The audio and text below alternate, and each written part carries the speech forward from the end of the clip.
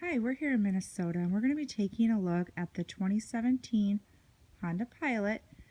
I'm going to do a review as far as the capability of passengers in this vehicle. We are a family of 7. I have 5 kids, so when we started looking into the crossover SUVs, this was huge for us. So I know there's probably other families out there. When I went to look for videos, I had a really hard time finding something that would give me an idea of what we were looking for.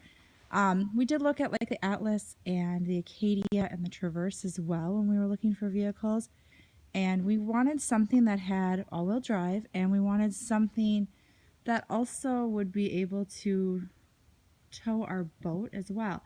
So those were two big components to what we were looking for. We live out here in the country in Minnesota, so we're traveling on a lot of dirt roads, and the roads aren't always the best. So we needed something that was going to meet our needs there. We had before a 2014 Honda Odyssey, great van. It fit us wonderfully.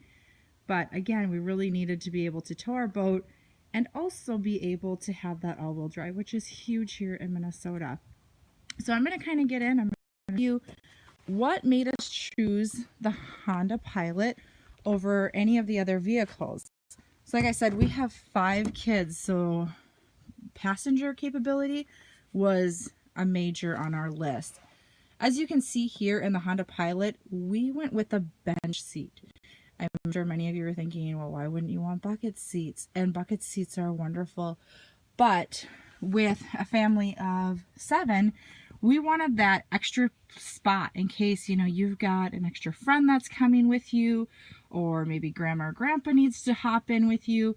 You have a little bit of options there, and that's something we had with the Odyssey that we absolutely loved, and we wanted to have that with this vehicle.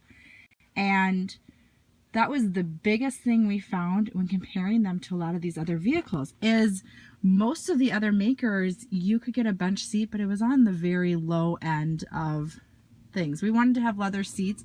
We have 5 kids, 2 dogs, and leather seats are easier to clean off. As you can see, there's pockets on my seats because I have a Cocker Spaniel who's constantly ready to ride. So we went with the bench seating for that reason.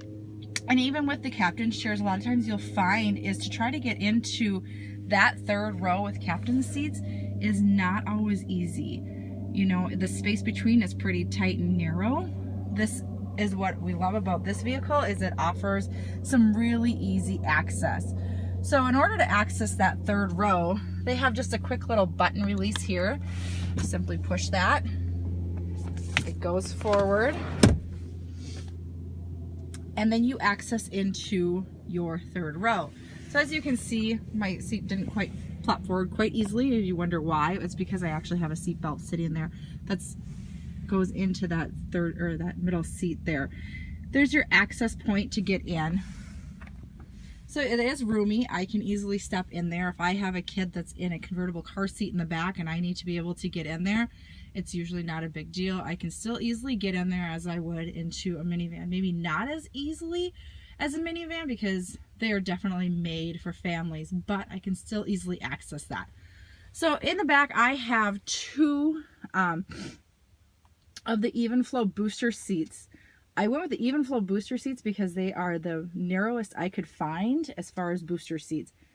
As you can see, if you've got 2 booster seats back there, getting somebody into that 3rd spot can be a little tricky. It is pretty tight. But you can easily take out one of the booster seats. And this is what we do if we end up having a couple extra people, is we take out one of those booster seats, we put it up into the front seat, and then we have 2 booster seats running in the middle row. And then I can get my older kiddos that don't need car seats anymore into the back, and I can put them in there. It's a little bit tighter. It is about an inch difference that we back 3rd row compared to like the Honda Odyssey. So there is a little bit of a difference there. Like I said, it literally was an inch. That was the difference of that, which an inch can be a big deal. But like I said, this is typically how we run our vehicle. So I usually have 2 booster seats in the back when we are just traveling as our family of 7. I have 2 of my kiddos back there. The back here I'm going to show you is On this side here where my pink seat is at, there are little spots here so you can anchor in and tether your convertible car seats, your infant seats, things like that. This is the only spot on the back that has the anchor and the tether strap. The other side where this is at doesn't have the anchors on the bottom. It does have the tether in the back to latch it down, but it doesn't have it. So you would have to use the seat belt in order to fasten in your convertible car seats. Now, I just had ran 2 convertible car seats back here, and I had 2 boosters and an infant carrier in this vehicle. So I had it loaded down. Like I said, there was 5 different kinds of car seats in here. I had the 2 convertibles in the back, which didn't leave much room in that middle seat, which there's not much room there anyway, like I said, when you run 2 boosters back there. But this is typically how we run. We have 2 boosters in the back.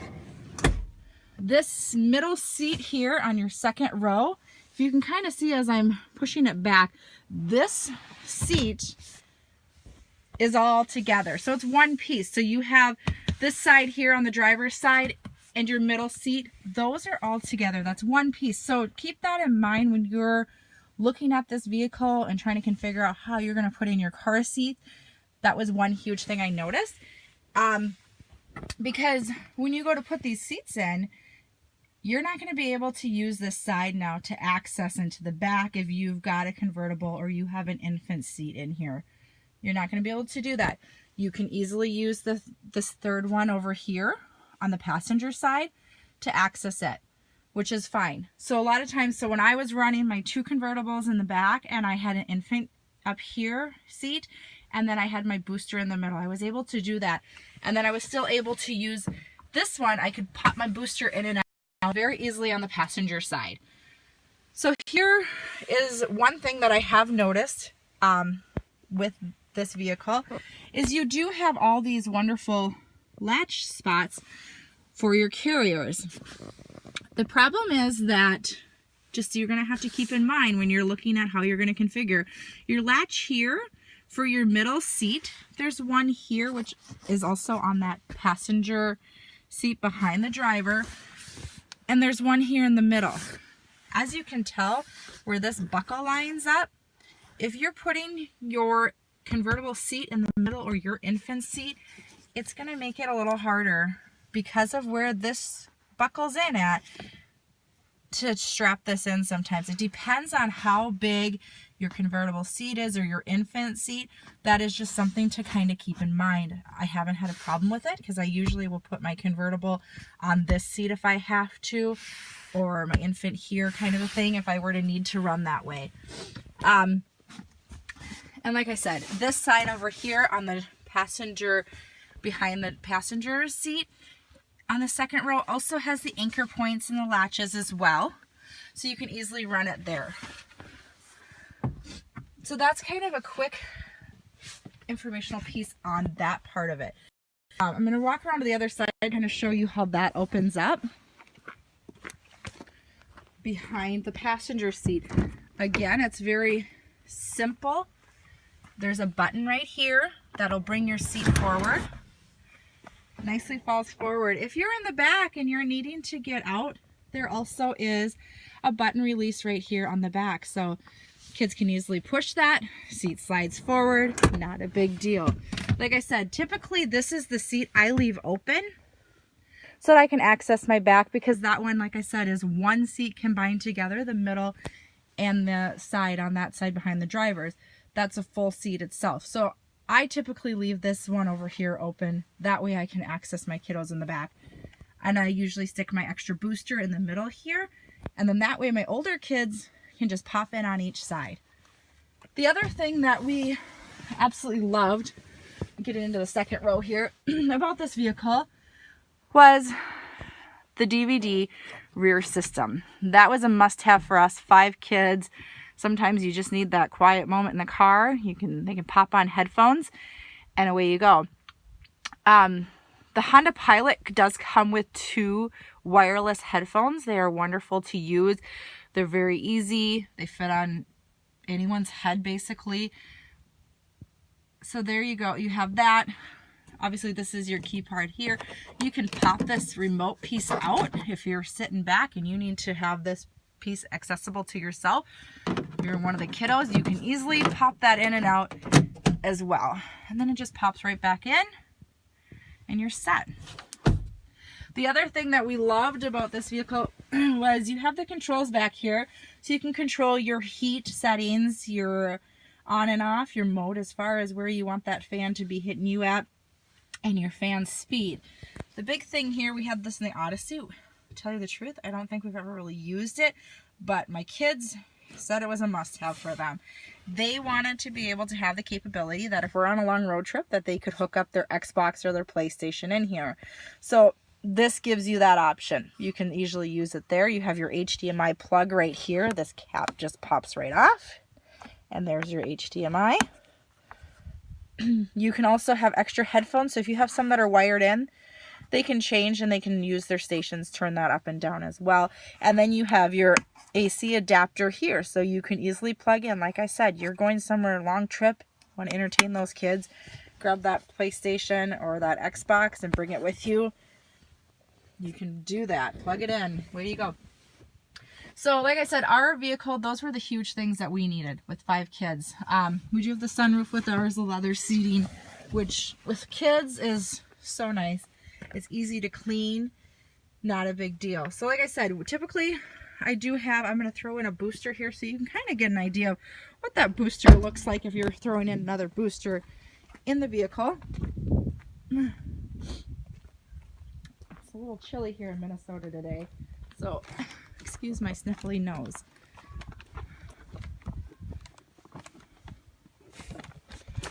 Like I said, so if I'm throwing in that booster seat in that second row, I still have tons of room back here.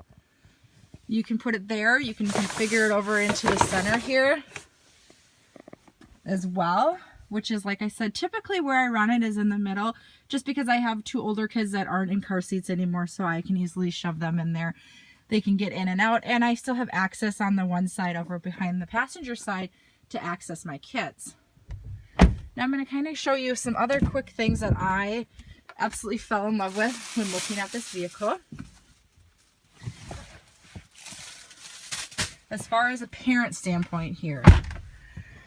So when you get in, I don't know if you have never used a push button ignition starter before, you have to push in the brake. If you don't push in the brake, and I would just push my little ignition starter over here, it's going to pop up on my screen here and it's going to say, hey, push in the brake to start your engine. So I'm going to push in my brake and I'm going to push my engine start button. That's going to start my vehicle up for me. And then, as you can see, it starts everything up. Really loved about this vehicle, I'm going to show you really quick here, that were huge for us. One of the things is over here on your switch, you can easily use that backup. So if I'm not in reverse and I just need to know that on, I can see outside as well very easily, kind of get an idea of what is going on behind me, what my objects are on the side of me. And then the other thing that's nice, and this was our huge thing about buying this vehicle, like I said, we needed the all-wheel drive, but this vehicle also has, if I click this button, it has my normal mode. It has a mode for snow, which is the mode that I tentatively use mostly in Minnesota if I were to need to use it. Most of the time I don't need to run this mode. This vehicle handles really nice in the snow. But if I need a little extra, I can put that into the snow mode. There's also a mud mode, so if you're out mudding or just happen to be in some very muddy stuff, you can easily use that there. And the last one is the sand mode. So there are a few different other options there as well. That was something we really like. Like I said, we live in Minnesota and we never know what our winters are going to be like here. So that was a huge thing for us. Those are some of the things that I just quickly point out that I thought were great. The other thing that's really nice is if you've got kids in the back, you can easily just sync in your temperature if you don't want to have to deal with getting everyone's climate set at this and that. You can sync in everyone, and I have everyone sitting at 75. Now let's say your passenger jumps in and they're like, I don't want to be at 75. They can easily go ahead and bring themselves down or up depending on where they're at. But a lot of times if I'm just jumping in, I just need to get everyone, you know, in the car and kind of get a temperature going. I can just sync everyone in, set it up so if it's pretty cold out like it is kind of today, I can go ahead and get that set up. So that's one of the things I do like. You have your rear on and off part here for my DVD system. Or I'm sorry, this is for the fan and stuff in the back. So I can turn this on, I can lock it, I can set up my settings here so I can change their setting in the back as well. Or I can lock it so that they aren't monkeying with it when we're driving. The other thing is your rear DVD player, which is right here. I can easily turn that on, you know, change out my disc if I need to. That control part of it is up front for you to have. And again, super easy to use. You have your toggle switches here, so you can turn on your heated seats. These ones just have the heated seats in the butt. That's one thing that my Odyssey did have that I liked. It was it had it all over. It was the front and the bottom and the top of it.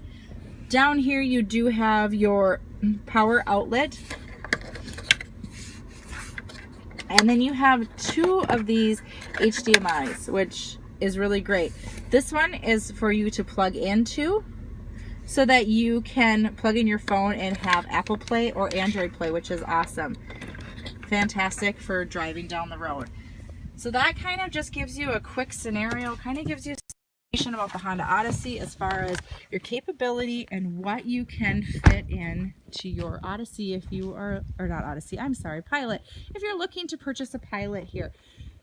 Like I said, I absolutely love my Pilot, and I hope that this video is helpful for you if you've got any amount of kids and you're looking to figure out how you're going to put all your kids in with car seats. If you have any questions, hook me up. Happy to